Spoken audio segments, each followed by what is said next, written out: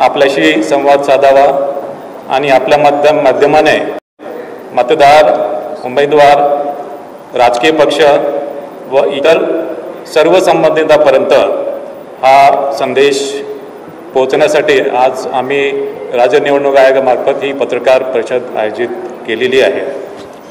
मला आपल्याला सांगा की ही परिषद ही फक्त नगर परिषद आणि नगरपंचायती निवडणुका संदर्भात आज मी संवाद साधणार आहे।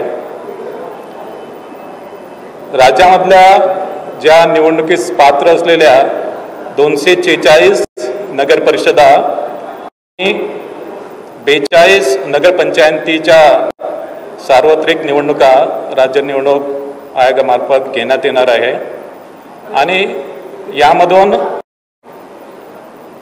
एकूण 6,859 सदस्य आणि 288 अध्यक्ष यांची निवड होणार आहे। 246 नगर परिषदांमध्ये नवनिर्मित नगर परिषदा समावेश आणि 236 नगर परिषदांची मुदत संपलेली आहे। राज्यामध्ये एकूण 147 नगरपंचायती आहे, त्यापैकी 42 नगरपंचायतीसाठी निवडणूक होत आहे, त्यामध्ये 15 नवनिर्मित निवडणूक होत आहे, त्यामध्ये 15 नवनिर्मित नगरपंचायत आणि 27 नगरपंचायत मुदत यापूर्वी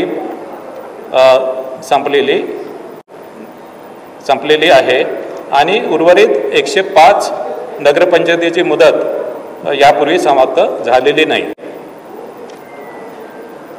नगर परिषदची साधारणतः सदस्य संख्या ही 20 ते 75 आहे आणि नगरपंचायतची सदस्य संख्या ही 17 आहे।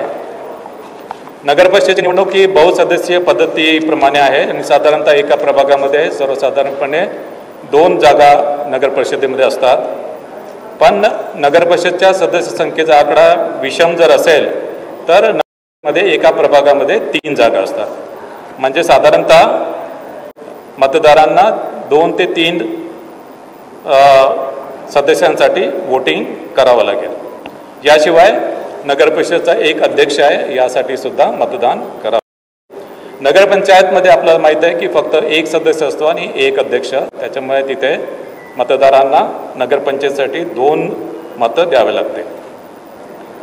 नामनिर्देशन हे पूर्णपणे राज्य निवडणूक आयोगाने जे संकेतस्थळ विकसित केलेले आहे त्या संकेतस्थळावर ऑनलाईन नामनिर्देशन